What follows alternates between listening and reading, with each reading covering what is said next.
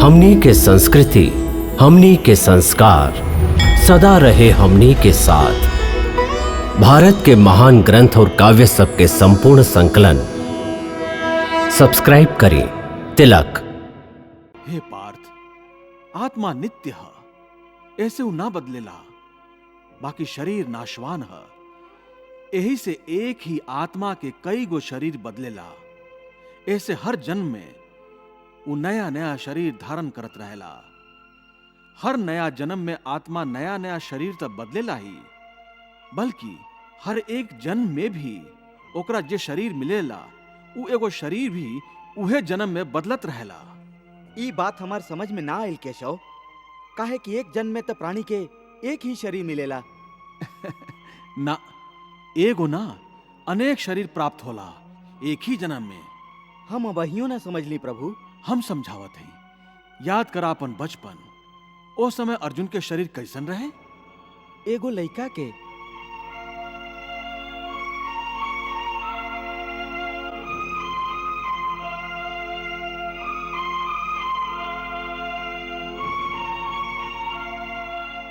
और आज वो शरीर कहवा हा? उ शरीर तो बदल गइल। ए शरीर में मतलब उ शरीर ना रहल। आज तोहके एगो युवक के शरीर मिलल हा। यही तरह प्राणी के जन्म के समय जे शिशु के शरीर प्राप्त होला, वह शिशु के शरीर समय के प्रभाव से एगो लइका के शरीर हो जाला। फिर वो किशोर अवस्था में आवेला, फिर एगो जवान पुरुष के शरीर बनेला, फिर अधेड़ उम्र के, फिर बूढ़ के रूप लेके अंत में एगो सूखा पत्ता के तरह जीवन के वृक्ष से टूट के गिर जाला।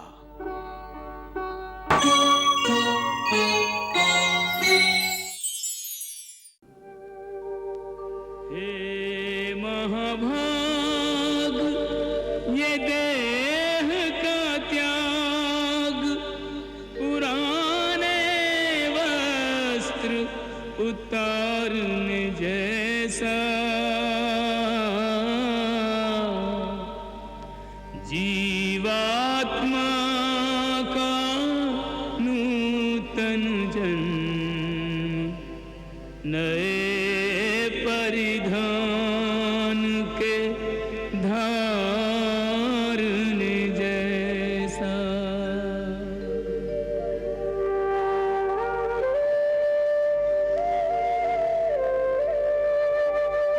देह भी चोला, वस्त्र भी चोला है, यह तथ्य विचारने जैसा।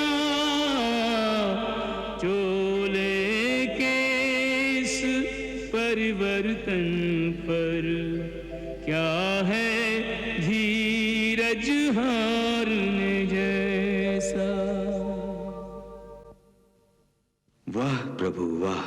हे पार्थ, खाली इतना समझ ला कि मृत्यु एगो दरवाजा है, जकरा अंदर जात समय आत्मा पुरान शरीर छोड़ देवेला। असल में मृत्यु और जन्म के दूगो दरवाजा है, जे एक दूसरा के आमने सामने है। प्राणी जब मृत्यु के दरवाजा पर पहुंचेला तो ओह शरीर के मृत्यु हो जाला। फिर आत्मा के प्रकाश ओह शरीर के छोड़ के आगे चल जाला, और फिर वो प्रकाश नया जन्म के दरवाजा में प्रवेश करेला, जहां जीवात्मा के फिर से एगो नया शरीर प्राप्त हो जाला।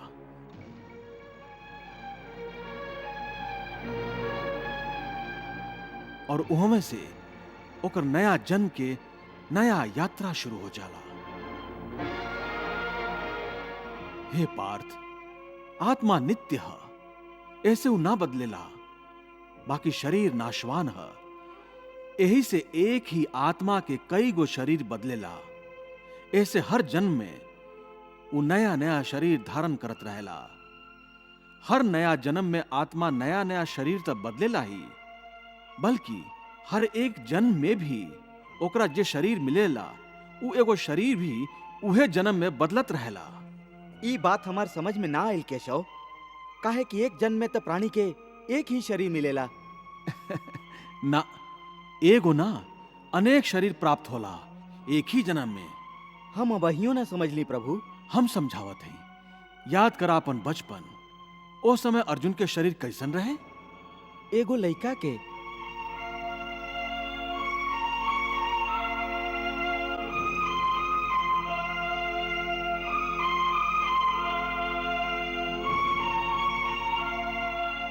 और आज वो शरीर कहवा हा? ऊ शरीर तो बदल गईल ए शरीर में। मतलब ऊ शरीर ना रहल। आज तोहके एगो युवक के शरीर मिलल हा। यही तरह प्राणी के जन्म के समय जे शिशु के शरीर प्राप्त होला, वह शिशु के शरीर समय के प्रभाव से एगो लइका के शरीर हो जाला। फिर वो किशोर अवस्था में आवेला। फिर एगो जवान पुरुष के शरीर बनेला। फिर अधेड़ उम्र के, फिर बूढ़ के रूप लेके अंत में एगो सूखा पत्ता के तरह जीवन के वृक्ष से टूट के गिर जाला। प्रभु, भगवान श्री कृष्ण अर्जुन के ई का समझावे के प्रयास कर रहल बाड़न? हमार समझ में भी ना आ रहल है। देवी, ई बात के समझावल तो बहुते आसान है। देखी, हम आपके उदाहरण दे के समझावत हई।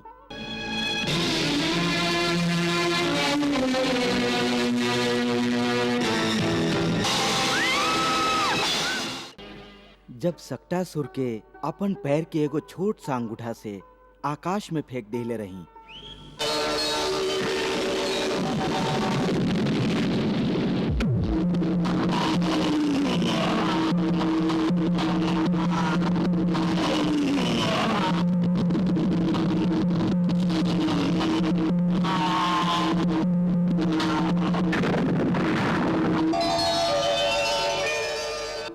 ओ शिशु काल में वहां के शरीर कैसन रहे?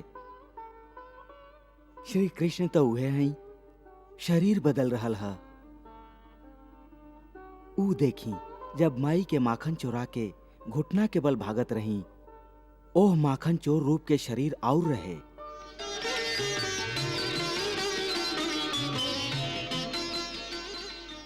और जब किशोर अवस्था के शरीर मिलल, तब कालिया नाग के फन पर नृत्य कैली।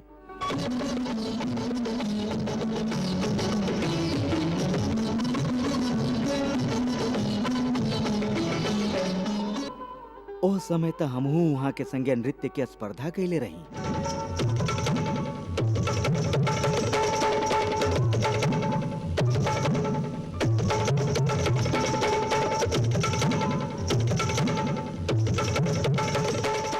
और आज देख ली उनकर ई शरीर। एह तरह जे शरीर पल पल दिन दिन अपन विनाश की ओरी बढ़त रहेला, ओ शरीर के मृत्यु के शोक ज्ञानी लोग ना करेलन। यह रूप खातिर शास्त्र कहेला, कृष्णम वंदे जगत गुरुम। फूल के लेखा हमार शरीर प्रकृति के कारण जन्मेला, बच्चा बनेला, जवान होखेला, फिर वह जवानी मुरझाए लागेला, जेकरा के बुढ़ापा कहल जाला। और वह बूढ़ शरीर के जब आत्मा छोड़ देवेला, तो वह शरीर के मृत्यु हो जाला। बाकी वो आत्मा कहवा चल जाला? शरीर के बिना आत्मा कहवा और कैसे वास करेला? पुरान शरीर छोड़ला के बाद आत्मा नया शरीर में वास करे लागेला। कोनो शिशु के शरीर में चेतना के रूप में आ जाला, फिर उहे चक्र शुरू हो जाला। उहे जन्म लेहल, रेंगल, उठ के चलल, फिर लड़खड़ाइल और गिर गई। ये सब शरीर के खेल है। इतना बात समझ लेबा त ना तो के केहू के मरे के शोक हुई, ना तो के मृत्यु के भय हुई। बचपन यौवन वृद्धावस्था जीवात्मा की हो जैसे तन में, वैसे ही लेकर नूतन जन्म प्रवेश करे वो नए जीवन में। वाह वाह! आज तो श्री कृष्ण के श्रीमुख से ज्ञान के गंगा बह रहल है। एह गंगा में तो अर्जुन डूब ही जाई और ई कृष्ण ओकर बुद्धि के भेदन करके ही छोड़ी है। महाराज, जे भी यह गंगा में स्नान करी ओकर आत्मा तक निहाल हो जाई। संजय, हम देख रहल हैं कि अर्जुन के बाण तक तुनिर में ही बंद पड़ल है, बाकी कृष्ण के मुंह से निकले वाला बाण तुहार हृदय के निशाना बना रहल है। महाराज, बात ही दिल के छुए वाला होखे त केहू का कर सकेला। हमके तो चिंता हो रहल है। लागता तोहरा तरह अर्जुन भी कृष्ण के बात के चक्रव्यूह में फंस जाई। बाकी उनकर बात के सुने के अलावा हम कर भी का सकत हई। हे अर्जुन, हम और तू ई शरीर नहीं खी, हम तो ई शरीर के अंदर रहे वाला आत्मा हैं। ई शरीर तो खाली हमार रथ है, हम एकर स्वामी हैं। रथ के टूटे से स्वामी ना टूट जाला, वही तरह शरीर के सुख और दुख आत्मा के सुखी या दुखी ना करेलन। यदि हम आत्मा हई त फिर ई सुख दुख के आभास हमार आत्मा के काहे होखेला? इस सुख दुख के आभास आत्मा के ना होला, खाली शरीर के होखेला। त फिर आत्मा के का होला? आत्मा के कुछ ना होखेला, काहे कि होखल ना होखल, सुख दुख, सर्दी गर्मी, ये सब प्रकृति के नियम है। आत्मा तो अविनाशी परमात्मा के अंश है। ऐसे आत्मा प्रकृति के सीमा से बाहर है। आत्मा अचिंत्य है, मानसिक चेतना के चिंतन के घेरा में ना आवेला। अर्जुन, आत्मा पर प्रकृति और सृष्टि के नियम लागू ही ना होला, काहे कि वो सृष्टि और प्रकृति दोनों ही के पहुंच से बाहर है। जैसे वो चिंगारी आग के ही अंश होखेला, वैसे ही आत्मा परमात्मा के ही अंश होखेला। ऐसे वो नित्य, अजन्मा, सनातन और सर्वव्यापी है, स्थिर रहे वाला और अचल है। अच्छेद्यो अयम अदायो अयम अक्लेद्यो अशोष एव च नित्यः सर्वगता स्थाणुर अचलो अयम सनातनः। आत्म अभेद्य अदाह्य अक्लेद्य ये अमिट अशोष्य कहवे हो।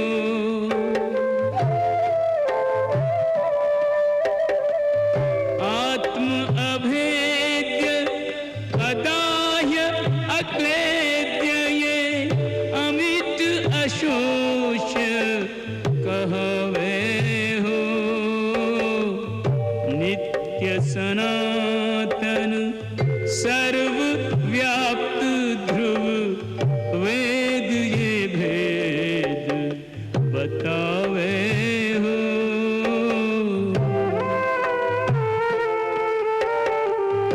नित्य सनातन सर्वव्याप्त ध्रुव वेद ये भेद बतावे हो।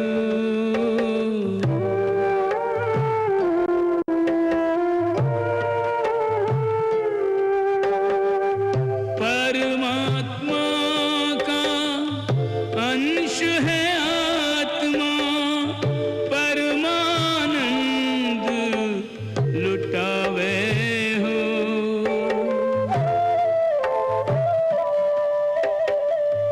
परमात्मा का अंश है आत्मा, परमानंद लुटावे हो। तब तक विचरे परमात्मा में जब तक जा न समावे हो।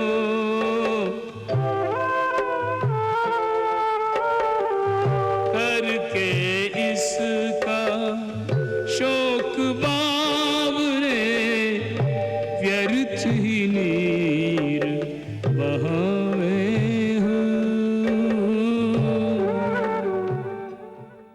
हे पार्थ, आत्मा के ना कोनो शस्त्र काट सकेला, ना ओकरा के आग जला सकेला, एकरा के पानी गला ना सकेला, ना एकरा के हवा ही सुखा सकेला। नैनम छिन्दन्ति शस्त्राणि नैनम दहति पावकः न चैनम क्लेदन्त्यापो न शोष्यति मारुतः।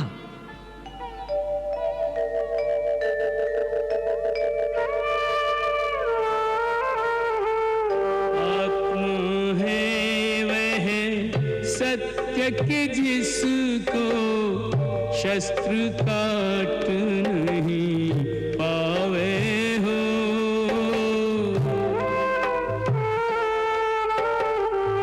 अलख अभेद्य नित्य को कोई कैसे लक्ष्य बनावे हो।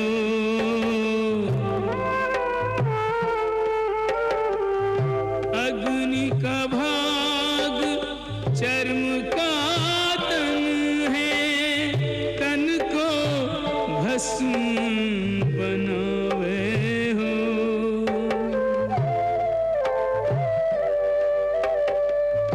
अग्नि का भाग चर्म का तन है, तन को भस्म बनावे हो।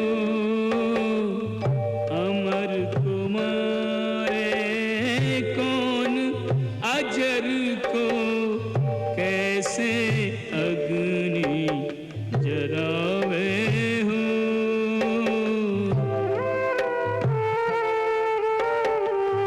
अमर कुमारे कौन अजर को कैसे अग्नि जरावे हो।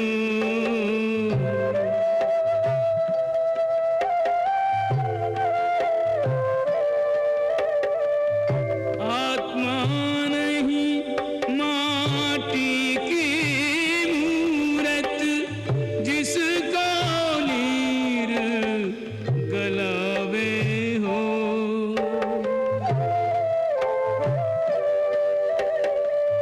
आत्मा नहीं माटी की मूरत जिसको नीर गलावे हो।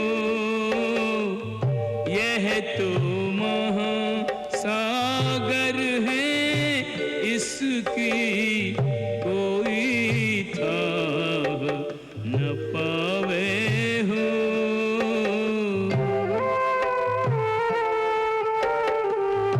यह तो है महासागर, इसकी कोई थाह न पावे हो।